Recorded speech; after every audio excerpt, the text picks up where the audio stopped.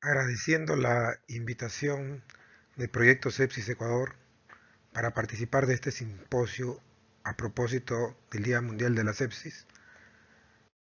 vamos a desarrollar el tema relacionado a la valoración microhemodinámica o microcirculatoria en el shock séptico.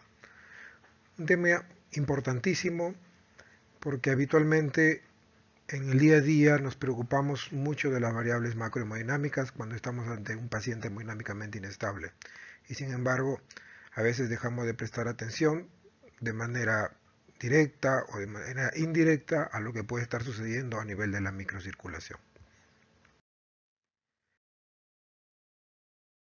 Como nosotros sabemos, cuando hablamos de macrocirculación, nos estamos refiriendo no solamente a la macrocirculación sistémica, sino también nos estamos refiriendo a la macrocirculación pulmonar. Y quizá el primer punto a tener en cuenta cuando tratamos de estabilizar a un paciente desde el punto de vista hemodinámico es tener en consideración que no solamente nos debemos de preocupar por la macrocirculación sistémica o mayor, sino también por la menor o pulmonar. Cuando nos referimos a la macrohemodinamia sistémica, lo que estamos buscando es identificar aquellos parámetros o variables hemodinámicas que me van a permitir garantizar la perfusión tisular adecuada. Dentro de estas variables macrohemodinámicas tenemos la presión arterial, que es uno de los objetivos en el manejo hemodinámico, pero de manera individualizada paciente a paciente, para garantizar una buena presión de perfusión tisular. Esta depende del gasto cardíaco, el cual a su vez va a depender del volumen sistólico, ¿no?, que se garantiza con una adecuada precarga, una buena contractilidad ventricular y una poscarga que no esté anormalmente elevada o disminuida. Cuando tengo una buena función macrocirculatoria sistémica, nosotros podemos también garantizar, si tengo una buena hemoglobina y una buena cantidad de oxígeno saturando la hemoglobina, de que la cantidad de oxígeno en mililitros por decilitro de sangre sea lo suficientemente adecuada para que sea bombeado minuto a minuto por el corazón, garantizando un transporte de oxígeno a cada una de las células de nuestro organismo. Depende ya de la situación metabólica a nivel celular, la capacidad de estas células de poder consumir el oxígeno que les llega. Tal es así que hay cuadros, sobre todo los cuadros de bajo gasto cardíaco, en donde el consumo de oxígeno, al preservarse, hace que la tasa de extracción de este oxígeno se vea elevada. Sin embargo, hay situaciones como las que nos reúne el día de hoy, como la sepsis, en donde ya de por sí la célula se encuentra en un estado de intoxicación o hipoxia citopática, de tal forma que no puede ser capaz de utilizar el oxígeno que le llega, en consecuencia generando una disminución de la tasa de extracción de oxígeno. Entonces, entendiendo y analizando cada una de estas variables, nosotros podemos aproximarnos desde el punto de vista macrocirculatorio a lo que puede estar pasando con nuestro paciente y cómo debemos optimizarlo. Sin embargo, en algunas ocasiones nos hemos tenido que enfrentar a dificultades en la estabilización hemodinámica de los pacientes. Esto debido a que no nos hemos percatado, probablemente, de que uno de los aspectos alterados en la parte macrohemodinámica del paciente viene a ser el compromiso de la macrocirculación pulmonar. No es raro ver que en el contexto de sepsis shock séptico tengamos pacientes con síndrome de estrés respiratorio agudo grave, ¿no?, que ya de por sí el proceso inflamatorio microvascular a nivel pulmonar o los intentos de tratar de manejar el problema del severo compromiso hipoxémico de estos pacientes con ventilación mecánica hace de que se genere pues estados de hipertensión pulmonar o cor pulmonar agudo que pueden hacer claudicar el ventrículo derecho. o puede que el paciente ya llegue a la unidad de cuidados intensivos desarrollando un cuadro de sepsis teniendo como una comorbilidad previa un cuadro de hipertensión pulmonar. Entonces, si no le prestamos atención a lo que puede estar ocurriendo a nivel de la macrohemodinamia pulmonar, vamos a tener dificultades para la estabilización de este paciente. El conocimiento de la macrohemodinamia pulmonar nos va a permitir detectar a aquellos pacientes que tienen hipertensión pulmonar, ¿no? Y poder diferenciar si esta hipertensión pulmonar es postcapilar, pasiva o reactiva, o si es precapilar o si el compromiso es mixto. No voy a detallar cada uno de los criterios para poder diferenciar cada uno de los tipos de hipertensión pulmonar porque no es motivo de la charla, pero sí hacer un llamado de atención de que no solamente nos aboquemos a manejar la macrocirculación sistémica, sino también a comprender y entender con el uso de la ecografía esencialmente y eventualmente con el catéter arterial pulmonar qué es lo que puede estar pasando con la macrohemodinamia pulmonar y optimizarla para que se permita la recuperación hemodinámica del paciente. Muy bien, entonces me he preocupado por optimizar la macrocirculación sistémica y pulmonar. La pregunta es, ¿y cómo estaba la microcirculación en mi paciente? ¿O qué está pasando con la microcirculación en mi paciente mientras estoy haciendo el manejo hemodinámico habitual? Y esto es algo importantísimo tenerlo en cuenta, porque como vamos a ver, el manejo de la macrohemodinamia no siempre me garantiza un éxito en el manejo o en la optimización de los problemas a nivel microcirculatorios. Hay que entender también que el compromiso microcirculatorio en el paciente con shock séptico, con sepsis, es un compromiso que se da desde las fases iniciales de este proceso fisiopatológico, porque entendamos que la sepsis me genera como producto de la respuesta inflamatoria, antiinflamatoria, procoagulante, ¿no?, entre otras, definitivamente ya un daño a nivel del endotelio, un daño a nivel del glicocálix, de tal forma de que la generación o desequilibrio de una serie de mediadores inflamatorios, ¿no?, van a generar de que se produzcan alteraciones microcirculatorias que se diseminan a través de todo nuestro organismo, de tal manera de que en el paciente en shock séptico termina yendo o termina generándose una alteración macrocirculatoria como consecuencia de esta alteración a nivel de la microcirculación. A diferencia de los otros tipos de shock, como el cardiogénico, el obstructivo, el hipovolémico, en donde esencialmente el problema se puede decir que empieza a nivel de la macrocirculación y que su perpetuidad en el tiempo hace que también se comprometa la microcirculación. Entonces, es muy importante tener en cuenta qué es lo que está pasando o cómo estaba la microcirculación antes del manejo hemodinámico de mi paciente.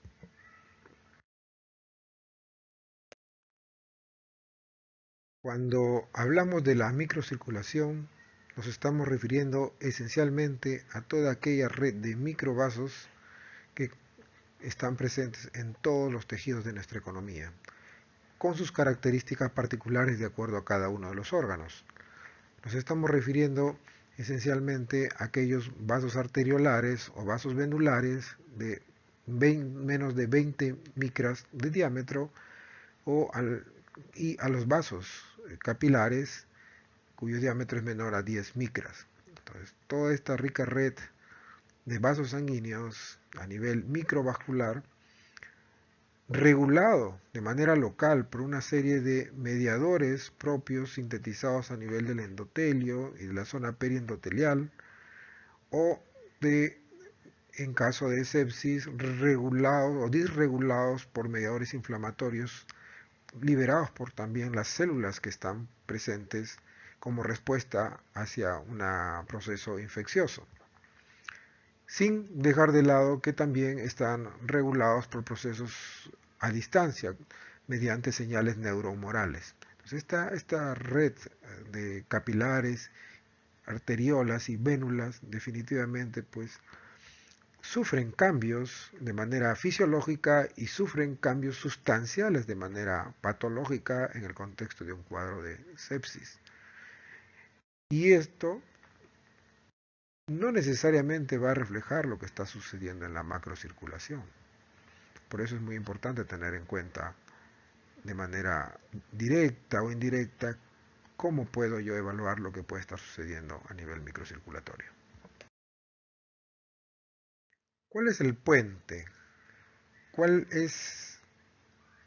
el aspecto intermedio que tiene que ver entre el manejo hemodinámico habitual o tradicional que se hace de un paciente en shock séptico y los problemas de perfusión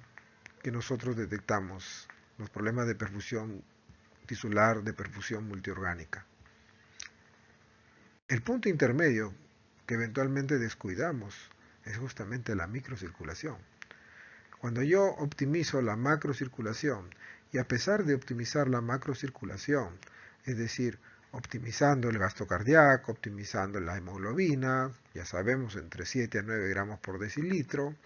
optimizando la saturación de oxígeno alrededor de 92-94%, ¿no? A pesar de tener optimizadas mis variables macrohemodinámicas, incluido el gasto cardíaco, no recupera o no se recuperan los signos de perfusión o metabolismo aeróbico, entonces hay que estar pensando de que el problema es a nivel de la microcirculación o ya hay un problema directamente que compromete a la mitocondria y el metabolismo celular. Entonces, en general, mi objetivo en el manejo hemodinámico de un paciente en shock es tratar pues de restaurar la perfusión tisular y el metabolismo celular aeróbico. Punto crítico que no me permitiera lograr este objetivo serían las alteraciones microcirculatorias. Como ya hemos mencionado, es muy importante prestarle atención a la macro y a la microcirculación en el manejo hemodinámico de un paciente. Cuando el sistema cardiovascular está trabajando de manera adecuada para garantizar la perfusión de los órganos, debe haber una coherencia entre lo que sucede a nivel macrocirculatorio con lo que sucede a nivel microcirculatorio. Es decir, en condiciones normales deberíamos tener variables hemodinámicas macrocirculatorias que están garantizando que lo que sucede a nivel de la microcirculación también sea adecuado. Cuando hay esta correlación entre la macro y la microcirculación, estamos hablando de una coherencia hemodinámica conservada. Pero esta coherencia hemodinámica conservada no solamente se da en situaciones normales. Nosotros podemos también encontrar que en las fases iniciales del shock, en los pacientes críticos, puede existir una alteración sustancial de la macrocirculación que va a conllevar a posterior alteración de la microcirculación. Cuando tengamos ya una alteración macrocirculatoria que me determina alteración microcirculatoria, entonces nosotros estamos hablando de una sostenibilidad todavía de la coherencia hemodinámica entre la macro y la microcirculación. Puede ocurrir también lo contrario, que nosotros empezamos a tener daño microcirculatorio, como en el cuadro del shock séptico, y que posteriormente vamos a ver el compromiso también de la macrocirculación. Cuando tenemos compromiso de micro y macrocirculación, estamos hablando todavía de coherencia hemodinámica. Pero esto no siempre se da así. Nosotros podemos encontrar situaciones en las cuales definitivamente esta coherencia hemodinámica se pierde. Y las situaciones en las cuales nosotros podemos encontrar que la coherencia hemodinámica se puede perder tiene como principal representante al shock séptico, ¿no? Entonces nosotros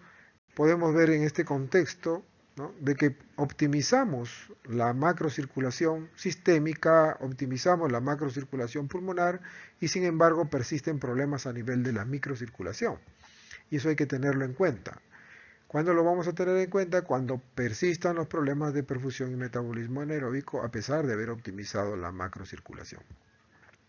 Cuando esto ocurre, ya sea porque empieza primero el daño microcirculatorio antes de que se dé el macrocirculatorio, o cuando se optimiza la macrocirculación sin mejorar la microcirculación, estamos hablando de una pérdida de la coherencia hemodinámica. Y en sepsis esta pérdida de la coherencia hemodinámica se da desde las primeras horas y es sustancial entre la tercera y la sexta hora. A partir de ahí en adelante vamos a hacer frente definitivamente a una dificultad en el manejo hemodinámico del paciente por compromiso ya también de la microcirculación. Y no solo eso, sino el compromiso también del glicocálix endotelial.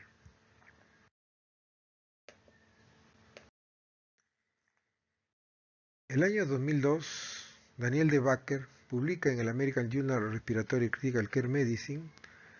un artículo sobre la alteración del flujo sanguíneo microvascular en sepsis. Hace el estudio de pacientes mediante el análisis de imagen espectral por polarización ortogonal de cómo está la microvasculatura a nivel sublingual y nos muestra,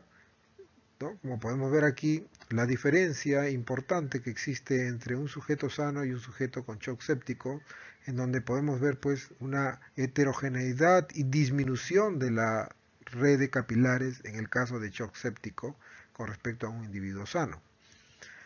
Esto lo lleva también a un análisis cuantitativo de su trabajo de investigación y nos puede mostrar allí cómo la proporción de vasos perfundidos en voluntarios sanos es sustancialmente mayor que en los pacientes con sepsis. Y no solamente ello, sino que esta proporción de vasos perfundidos donde se ve notoriamente la disminución sustancial en el cuadro de sepsis es de los vasos pequeños. Cuando se hace un análisis individualizado de lo que pasa con los vasos de mayor calibre, se encuentra pues de que no hay una diferencia estadísticamente significativa. Entonces, el problema se está dando esencialmente a nivel de la microcirculación, como nos demuestra con la alteración de la proporción de vasos perfundidos Daniel De Backer en su trabajo. Y no solamente nos muestra que hay una menor proporción de vasos perfundidos en el shock séptico con respecto al individuo sano, sino que de aquellos pacientes en los cuales se hizo el análisis del compromiso de la microvasculatura, se encontró que los que fallecieron tenían un mayor compromiso de la proporción de vasos perfundidos pequeños que aquellos que sobrevivieron. Entonces, no solamente hay una relación una relación con la mortalidad de este compromiso microvascular, sino que también nos marca una diferencia en los pacientes con sepsis con respecto a aquellos individuos sanos. Muy bien,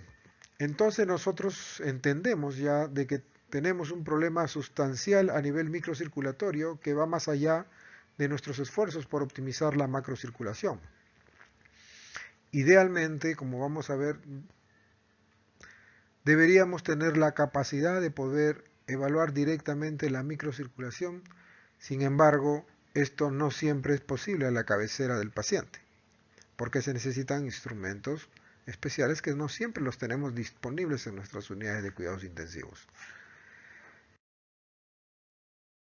Sin embargo, cuando nosotros nos encontramos ante un paciente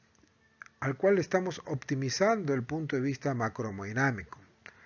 estamos gradualmente optimizando el gasto cardíaco porque persiste la hipoperfusión, optimizando la presión arterial media, ¿no?, ya hacia niveles normales,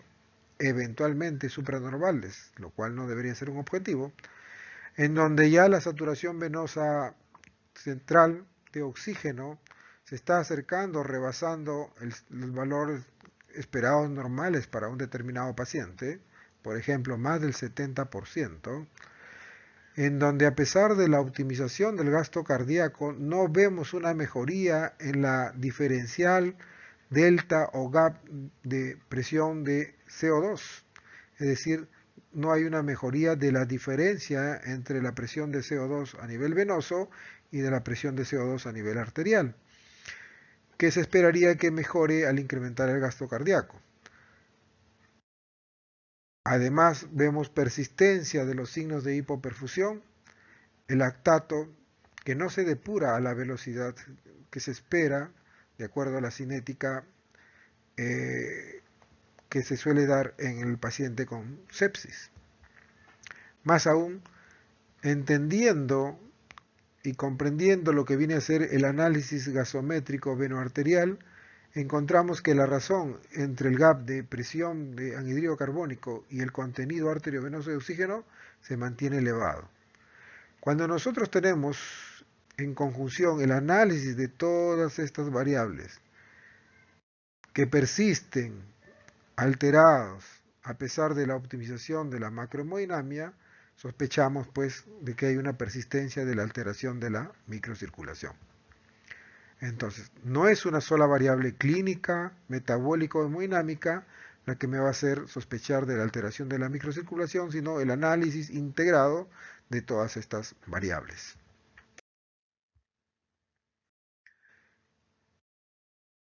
Los intentos de tratar de ver qué es lo que está pasando a nivel de la microcirculación, evaluando la microcirculación cutánea mediante la ausencia o presencia de moteado de la piel, mediante el tiempo de llenado capilar o mediante la gradiente de temperatura, no nos permite tener un reflejo correcto o exacto de la microcirculación a nivel de los órganos, que son nobles y cuyo mecanismo de conservación hace de que se sacrifique la perfusión cutánea para tratar de sostener la perfusión de estos órganos nobles como el corazón, cerebro, entre otros. Si bien es cierto que los grados severos de compromiso del moteado de la piel, ¿no?, cuando se hace una cuantificación de 0 a 5, el grado severo de moteado alrededor de la rodilla que llega hasta la ingle o rebasa la ingle, si bien es cierto cuando tenemos un llenado capilar por encima de los 4 a 5 segundos en shock séptico, o una gradiente de temperatura por más de 4 grados centígrados entre la parte proximal y distal de los miembros superiores, o más de 7 grados centígrados entre la parte proximal y distal de los miembros inferiores, se relaciona con disfunción orgánica, se relaciona con mayores niveles de lactato. Sin embargo, el recuperar este signo de perfusión cutánea no necesariamente me va a garantizar de que esté ocurriendo lo mismo a nivel de otros órganos. Entonces, ¿es fundamental su evaluación? Sí, pero de manera individualizada y no aislada de otras variables que nosotros vamos a evaluar para entender qué puede estar pasando con mi paciente. Entonces, ¿qué es lo que tenemos? Lo que tenemos es la posibilidad de hacer una visualización directa de la microcirculación en sepsis. Esta visualización directa que se hace a la cabecera del paciente y que todavía no es un método difundido porque está más en el contexto de la investigación clínica, es la visualización mediante una serie de dispositivos de primera y segunda y tercera generación que me permiten tener un análisis visual y un análisis cuantitativo de lo que está pasando a nivel de la microcirculación en mi paciente. Los dispositivos de primera generación son aquellos dispositivos que me permitían tener una imagen espectral por polarización ortogonal, el trabajo presentado por De Becker fue hecho con este dispositivo, o los dispositivos más modernos de segunda y tercera generación que son dados por imagen por campo oscuro, que puede ser mediante un campo oscuro de flujo lateral, ¿no?, o un campo oscuro de incidental. Entonces, segunda y tercera generación, mejorándome la calidad del análisis de la microcirculación. Estos dispositivos, ¿no?, sobre todo de segunda y tercera generación, me van a permitir evaluar una serie de variables microcirculatorias que me van a dar una idea de que de cuál es el problema en el contexto de diferentes tipos de shock y en el contexto de sepsis de lo que está pasando a nivel de la microcirculación y cómo mi manejo hemodinámico a nivel de la macrocirculación puede tener un impacto positivo o negativo a nivel de la microcirculación. Estas variables son la proporción de vasos perfundidos, ¿no?, presentado en el trabajo de De Backer, es la densidad de vasos perfundidos, ¿no?, es el índice de flujo microcirculatorio, la heterogeneidad de los capilares y la velocidad de los glóbulos rojos. Los tres primeros, la proporción de vasos perfundidos, la densidad de vasos perfundidos y el índice de flujo microcirculatorio, están directamente relacionados a supervivencia. Es decir, aquellos pacientes con shock que tienen un menor compromiso microvascular revelado por una mayor proporción de vasos perfundidos, de densidad de vasos perfundidos o mayor flujo microcirculatorio, son aquellos que estarían relacionados a una mejor evolución final del paciente. Sin embargo, aquellos pacientes que presentan un índice de mayor heterogeneidad microcirculatoria, es decir, calculando un índice que compare diferentes campos a nivel de la microcirculación, ¿no?, a nivel de una visualización de la microcirculación, y se vea que esta microcirculación está heterogéneamente distribuida en cada uno de estos campos, nos hace tener una mayor heterogeneidad, y esta mayor heterogeneidad está relacionada de manera inversa con la supervivencia.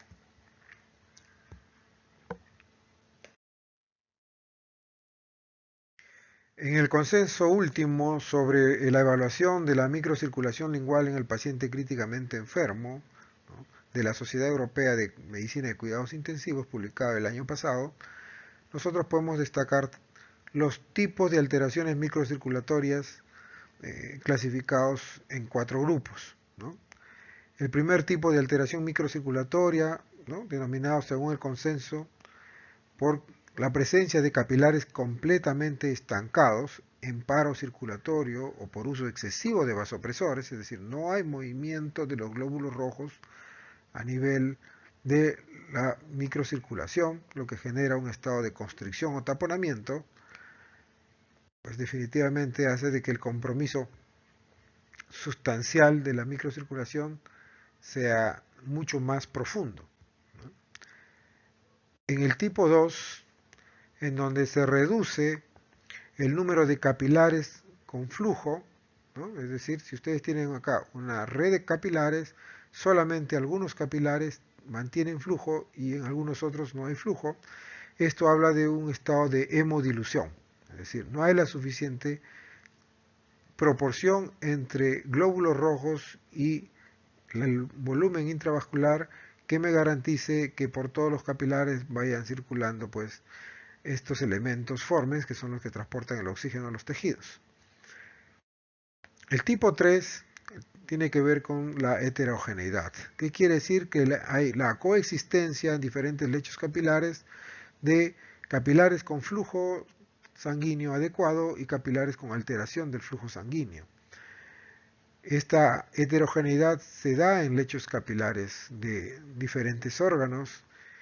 ¿no?, en el mismo territorio. Se puede ver este tipo de alteraciones en donde hay capilares con buen flujo y capilares con un flujo pobre, ¿no? Entonces, este índice de heterogeneidad también es un marcador, ¿no?, de lo que está pasando a nivel de la microcirculación y un marcador de la evolución del paciente. El tipo 4 es el flujo hiperdinámico dentro de los capilares, ¿no? Es decir, tenemos en este caso, por fenómenos de hemodilución, ¿no?, por el ejercicio o por la sepsis, de que el tránsito de los glóbulos rojos a través de los capilares se ve incrementado en este contexto, ¿no? Entonces son las alteraciones que uno debe buscar, encontrar o vigilar como efecto de la intervención hemodinámica del paciente crítico, shock séptico en particular. No solamente la evaluación mediante un sistema, ¿no?, de imágenes a nivel microvascular, a nivel sublingual, son los que me van a permitir tener una evaluación de la microcirculación, en este caso de manera directa. También tenemos la posibilidad de hacer una evaluación indirecta de la microcirculación. Quizá los dispositivos de evaluación indirecta más sofisticados que tenemos está lo que viene a ser la evaluación mediante el efecto que produce el láser sobre aspectos puntuales o sobre áreas puntuales de los tejidos, de tal manera de que se cambie la cantidad de temperatura a nivel de un tejido determinado y que esto pueda ser evaluado en función a la reactividad microcirculatoria. Entonces, en este estudio, en donde se hace la evaluación de la microcirculación de manera indirecta mediante el reto térmico con tecnología láser a nivel cutáneo, nosotros podemos encontrar cómo esta tasa de flujo sanguíneo cutáneo se ve más comprometido en los pacientes que están en shock, pero dentro de los pacientes que están en shock, sobre todo más comprometido en aquellos pacientes que estuvieron en shock y que no lograron sobrevivir. Entonces, la evaluación de la microcirculación cutánea a 43 grados centígrados y a 37 grados centígrados permitió establecer una tasa de flujo sanguíneo que caracterizó a cada uno de estos subgrupos de pacientes, ¿no? Y no solamente eso, sino que cuando se hace el análisis entre todos los pacientes sobrevivientes y los pacientes que no sobrevivieron, se encontró también pues que esta tasa de flujo sanguíneo cutáneo era mejor en los que sobrevivieron con respecto a los que fallecieron. Entonces, otra herramienta para la valoración de la microcirculación. Además, Jean-François Georges y el grupo de Jean-Louis Tebol utilizan otra tecnología para también evaluar, ¿no?, la microcirculación del paciente en sepsis. En este caso, utilizaron espectroscopía de infrarroja o casi infrarroja, ¿no?, el NIRS, para evaluar qué es lo que pasa a nivel, o qué es lo que pasaría a nivel de la microcirculación y cuál es la reserva microcirculatoria que tiene un paciente en sepsis cuando se induce un estado de oclusión vascular, ¿no? Entonces, cuando se induce un estado de oclusión vascular, ¿no?,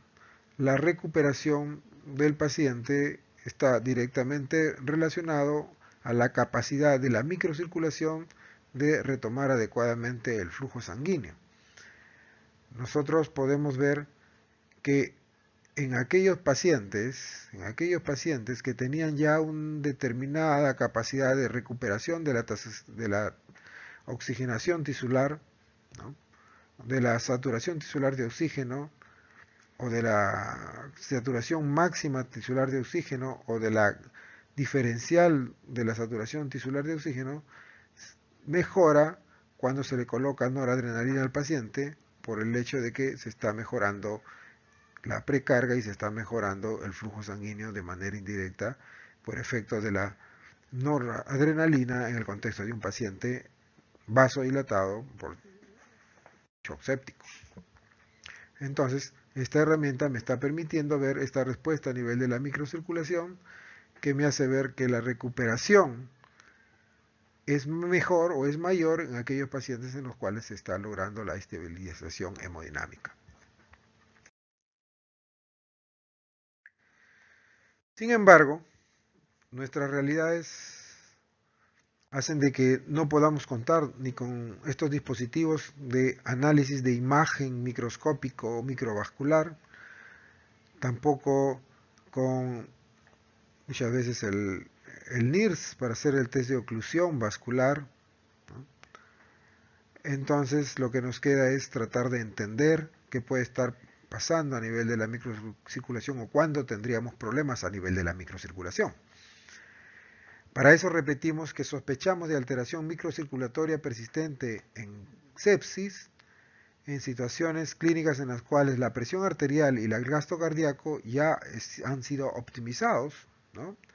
Y sin embargo, a pesar de ello, tenemos hipoperfusión presente, ¿no?, la hipoperfusión evaluada en cada una de las ventanas clínicas, cutánea, renal y cerebral. La persistencia de un lactato elevado, y si nosotros analizamos la razón entre la diferencial veno-arterial de CO2 y el contenido arteriovenoso de oxígeno, encontramos también de que esto está elevado por encima de 1.4. Entonces tenemos acá que se ha tratado de mejorar la macrohemodinamia y sin embargo persisten los problemas de perfusión y metabolismo. Y cuando evaluamos la saturación venosa central de oxígeno, encontramos que esta se encuentra elevada, ¿no? Lo que me va alejando la posibilidad de que estemos ante un problema de bajo gasto, ¿no? Y de la mano encontramos una diferencial venoarterial de CO2 o de presión de CO2 que se mantiene elevada o no después de la optimización del gasto cardíaco. Si tras la optimización del gasto cardíaco, esta diferencial venoarterial de CO2 se encuentra a menos de 6 milímetros de mercurio, ¿no?, lo que sería normal, y sin embargo mi paciente persiste con alteración del metabolismo anaeróbico, entonces estaríamos hablando de que mi paciente tiene una hipoxia citopática, es decir, ya los mediadores inflamatorios, generadores de radicales libres de oxígeno, ya la generación de óxido nítrico por activación de la óxido nítrico sintetasa, hacen de que estas sustancias vayan a nivel celular, a nivel mitocondrial y produzcan pues un bloqueo de la cadena respiratoria y de la fosforilación oxidativa, de tal manera de que ya no pueda usarse adecuadamente el oxígeno y se perpetúe el metabolismo anaeróbico a pesar de una pobre tasa de extracción de oxígeno y de una, obviamente, saturación venosa central de retorno elevada. Sin embargo, si nosotros nos encontramos en un proceso de optimización de la macrocirculación, alcanzando niveles normales o supranormales de gasto cardíaco y presión arterial y de saturación venosa central de oxígeno, y persiste la diferencial o el gap de PCO2 elevado, más de 6 milímetros de mercurio, entonces estaríamos probablemente enfrentándonos ya a un problema de un flujo sanguíneo insuficiente, pero ya no a nivel de la macrocirculación, sino una alteración del flujo sanguíneo a nivel microcirculatorio. Entonces, a diferencia de un individuo normal, en donde nosotros podemos encontrar pues que toda su red de capilares me garantizan que la cantidad de oxígeno, de CO2 y lactato que debe esencialmente mantenerse en rangos normales, más allá del consumo que se hace del oxígeno a nivel tisular, debe retornar al corazón, hacia el lado derecho del corazón, con una saturación venosa central esperada, con una relación delta CO2 también dentro de lo esperado y un lactato normalizado. Sin embargo, en el contexto de sepsis, nosotros tenemos una heterogeneidad en la red de capilares, de tal forma que vamos a tener capilares por donde no va a circular, pues está producto ya del metabolismo celular, ¿no?, o ya no va a llegar la cantidad de oxígeno a nivel celular, de tal manera que vamos a encontrar zonas en donde la saturación arterial de oxígeno, la presión arterial de CO2 y el lactato se encuentren normales, y sin embargo otras zonas en donde se encuentren severamente comprometidos, a tal punto de que puede inclusive haber zonas en donde hay ausencia de capilares que me generan una saturación tisular de oxígeno de cero, ¿no?, una presión de anhídrido carbónico un poco por encima de lo habitual a nivel arterial y un lactato en elevación progresiva por el metabolismo anaeróbico que se está dando. El producto promedio de estas alteraciones en las zonas perfundidas versus las zonas no perfundidas hace pues de que en este grupo de pacientes también tengamos problemas a nivel de la saturación venosa central de oxígeno, de la relación o diferencia arteriovenosa de anhídrido carbónico y de lactato. Entonces, en ese contexto clínico de gasto cardíaco optimizado normal, lactato elevado, delta de CO2 más de 6, saturación venosa central de más del 70%, yo puedo estar sospechando que, a pesar de haber optimizado la macrocirculación, todavía persisten los problemas a nivel microcirculatorios. Sustentar que la saturación venosa central es un buen subrogado de la saturación venosa mixta está demostrado en el estudio publicado por Michael Dweck el Clinical Science ya desde 2005, en donde nos muestra que hay una buena correlación entre ambos valores, ¿no? Aun cuando puede existir una diferencia absoluta entre ellos, entre la saturación venosa central y la saturación venosa mixta, encontrándose que en el contexto de pacientes con shock general, el paciente crítico, la saturación venosa central es más o menos en promedio 5% superior a la saturación venosa mixta. Pero más importante que el valor absoluto en este estudio es que se demuestra que la tendencia de la saturación venosa central es prácticamente similar a la tendencia de la saturación venosa mixta. Aun cuando la saturación venosa central o mixta no sean objetivos de todas maneras a los cuales tengamos que llegar, es decir, no todos los pacientes necesitan más del 70% de saturación venosa central o más del 65% de saturación venosa mixta, a menos que persistan los signos de hipoperfusión. Debemos de entender que la saturación venosa mixta o central viene a ser un marcador indirecto de la adecuación entre la entrega y consumo de oxígeno. Nosotros podemos entender que la saturación venosa mixta o central está directamente relacionada a la saturación arterial de oxígeno, ¿no? Está inversamente relacionada al consumo de oxígeno y directamente relacionada a el transporte de oxígeno garantizado por el gasto cardíaco y por una hemoglobina. En consecuencia, si nosotros tenemos una saturación arterial de oxígeno adecuada, una hemoglobina adecuada y no hubiese incremento del consumo de oxígeno,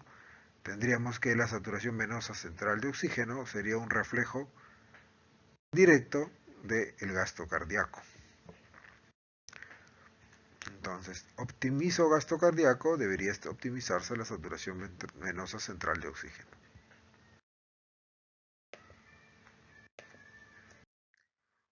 Un elemento importantísimo que ya se venía estudiando desde hace varios años, pero que ha tomado auge actualmente, es la valoración de la diferencia entre la presión de CO2 venoso y el CO2 arterial, así como también la relación de esta diferencia contra el contenido arteriovenoso de oxígeno. ¿Esto en función a qué? A que bajo condiciones normales, cuando se tiene un gasto cardíaco adecuado, cuando la microcirculación está adecuada, la célula participa de un metabolismo esencialmente aeróbico. Si bien se produce ATP mediante glicólisis anaeróbica, que me va a generar también la producción de piruvato, que va a entrar al ciclo de Krebs para generarme de manera aeróbica, mediante la cadena respiratoria y fosforilación oxidativa, de una cantidad sustancial de ATP, bajo condiciones anormales, en donde el gasto cardíaco es inadecuado y o la microcirculación está alterada, este proceso metabólico habitual se ve alterado, se ve comprometido, de tal forma de que la cantidad inadecuada de oxígeno para ser utilizada por la célula hace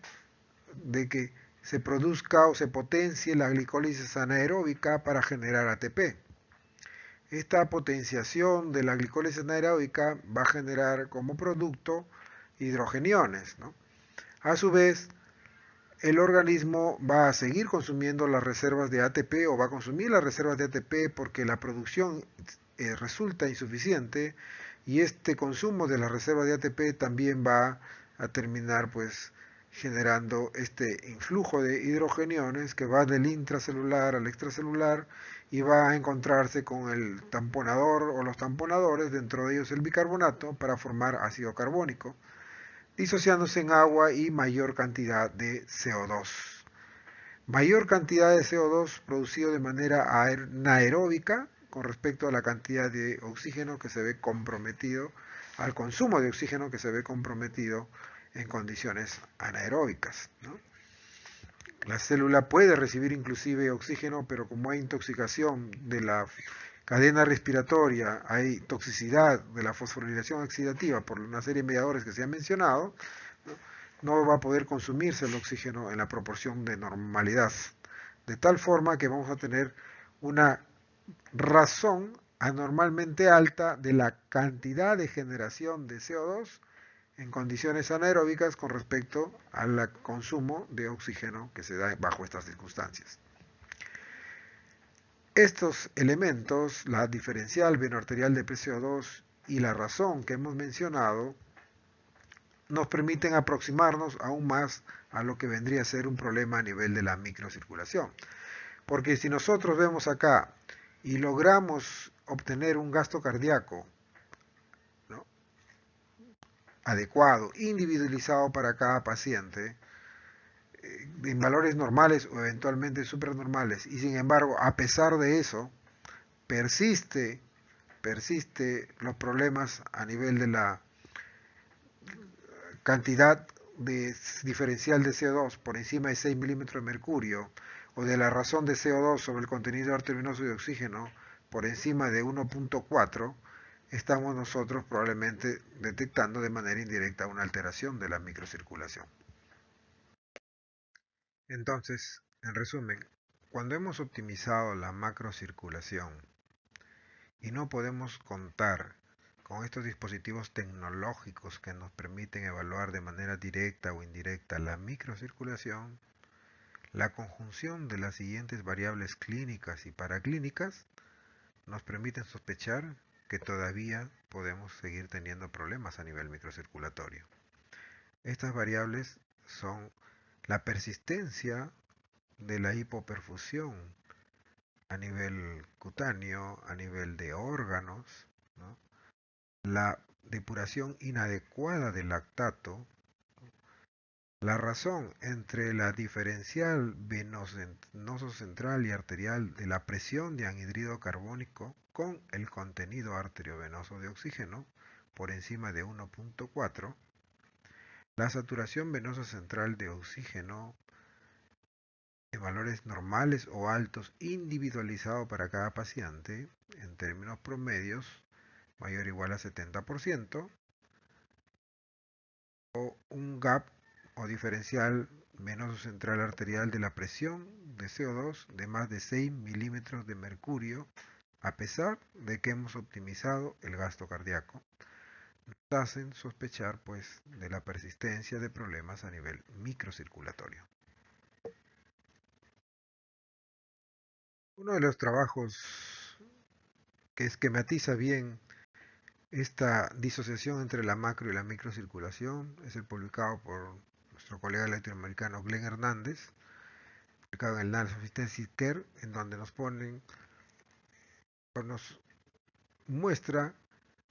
dentro del concepto de cuándo detener la situación en el shock séptico mediante el monitoreo de perfusión de manera dinámica, cómo analiza en una cohorte de pacientes que sobrevivieron a la sepsis las variables macrohemodinámicas, las variables microcirculatorias y las variables gasométricas o de perfusión. Y podemos apreciar pues en esta cohorte de pacientes cómo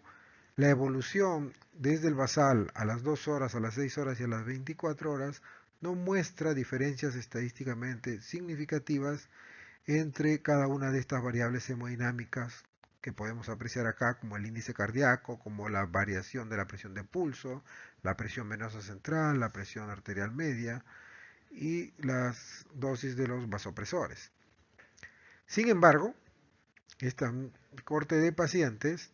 ¿no?, en los cuales se pudo hacer el estudio a nivel de la microcirculación, se encuentra de que sí hay una mejoría sustancial en el transcurso de las horas de cada una de estas variables microcirculatorias, como la proporción de vasos perfundidos, como el índice de flujo microvascular, como la saturación tisular de oxígeno y sobre todo la recuperación o la pendiente recuperación de la saturación tisular de oxígeno después de la prueba de oclusión. Entonces,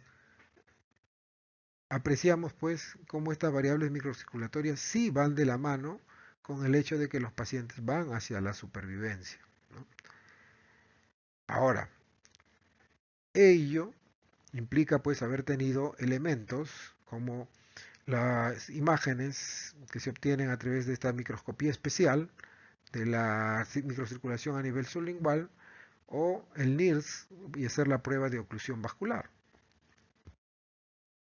Mas cuando no contamos con estos dispositivos, podemos apreciar en este trabajo también como el lactato, como la diferencial venoarterial de anhidrido carbónico, el tiempo de llenado capilar y la saturación venosa central tuvieron una evolución que fue de la mano con la mejoría de los marcadores microcirculatorios. Es decir, hubo una relación importante entre la evolución de los marcadores microcirculatorios con los marcadores gasométricos y de llenado capilar en los pacientes que sobrevivieron a la sepsis. Es por ello que se establece como una aproximación a la microcirculación el análisis concienzudo de la relación entre lo que vendría a ser la gasometría venosa central, subrogado de la venosa mixta y la gasometría arterial, ambas tomadas de dos dispositivos de uso común, de uso frecuente en las unidades de cuidados intensivos como son el catéter venoso central y la línea arterial.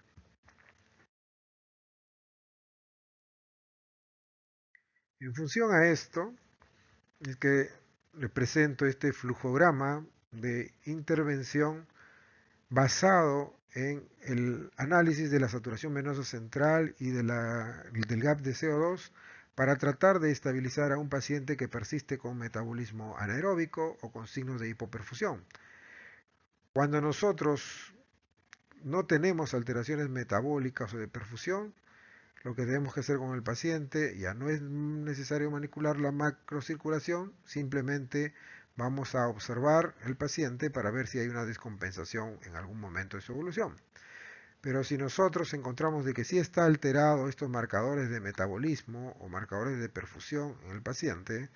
y al paciente vamos a interpretar pues la saturación venosa central.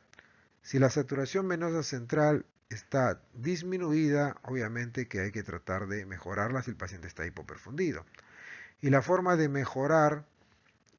cuando tengo este marcador disminuido es de dos formas.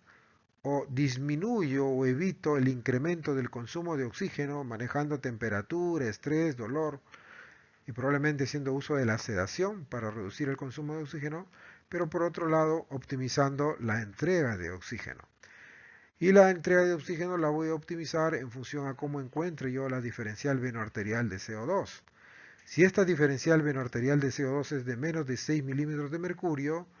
entonces la optimización de la entrega de oxígeno va por el lado de optimizar la saturación arterial de oxígeno y optimizar la hemoglobina de oxígeno a niveles ligeramente superiores a los estándares, ¿no? El estándar para saturación arterial de oxígeno, un paciente crítico puede estar entre 92 a 94%, pero a veces es necesario, en este contexto de hipoperfusión y metabolismo anaeróbico persistente, irnos un poco por encima del 95%, o en este contexto, sobre todo cuando hay compromiso a nivel miocárdico, cerebral, de perfusión de órganos nobles, tratar de irnos de una hemoglobina de 7 a 9 hacia una hemoglobina probablemente de 9 a 10 para optimizar esta entrega o transporte de oxígeno. Sin embargo, cuando este gap de CO2, en vez de estar por debajo de 6 milímetros de mercurio, está anormalmente elevado, es decir, por encima de 6 milímetros de mercurio, lo que deberíamos de optimizar es el gasto cardíaco. Es decir, esto me refleja un flujo sanguíneo insuficiente a nivel macro o microvascular. Y entonces yo debo empezar por optimizar la macrovasculatura, ¿no? La macrohemodinamia. Entonces voy a optimizar el gasto cardíaco optimizando la precarga y eventualmente, si es necesario, optimizando la contractilidad con el uso de inotrópicos o disminuyendo la poscarga con uso de vasodilatadores, de acuerdo al contexto del paciente. Esto de los vasodilatadores prácticamente no tiene todavía un nicho específico en el caso de sepsis o shock séptico, ¿no? Entonces, de esta manera, manipulando estas variables hemodinámicas, yo puedo mejorar el gasto cardíaco.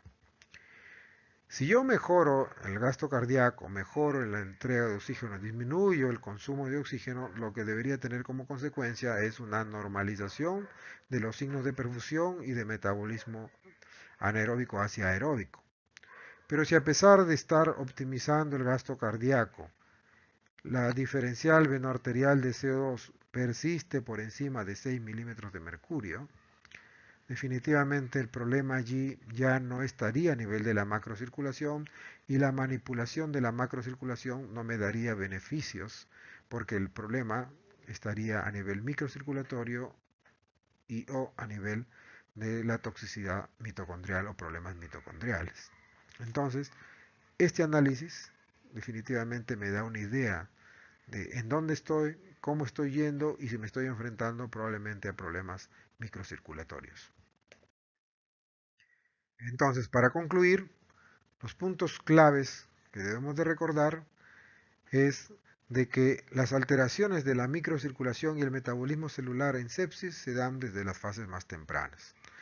y que la reversión de esto obviamente va siendo más complicado conforme va transcurriendo el tiempo, que conforme también transcurre el tiempo se va perdiendo la coherencia hemodinámica entre la macro y la microcirculación. Entonces, el actuar lo más pronto posible, manejando la causa o erradicando el foco séptico y dando soporte hemodinámico, nos podría permitir tener una mejor evolución que cuando lo hacemos tardíamente. No nos olvidemos de que debemos de evaluar la perfusión antes y después de cada intervención en el paciente en shock, optimizando la macrohemodinamia cuando la inestabilidad persiste, pero sin olvidarnos de la microhemodinamia. Y si hemos optimizado los parámetros macrohemodinámicos y se encuentra ante un paciente con hipoperfusión persistente, ¿no? A pesar de una saturación central de oxígeno normal o elevada, un gap de PCO2 que sigue elevado, sospeche pues que el problema se encuentra a nivel de la microcirculación, falla microcirculatoria y actúe en consecuencia. ¿Qué es lo que podemos hacer? Si no podemos manipular la microcirculación directamente, por lo menos reducir la demanda celular de oxígeno. Cuando estamos en este contexto en el cual hemos optimizado toda la macrocirculación y persisten los problemas microcirculatorios, entonces nos estamos enfrentando a un paciente que tiene un pronóstico mucho más reservado, un peor pronóstico que el otro grupo de pacientes. Este es el mensaje que quería dejar con ustedes. Agradezco su audiencia y espero estar pronto nuevamente acompañándolos en alguna otra actividad relacionada a sepsis. Muchas gracias.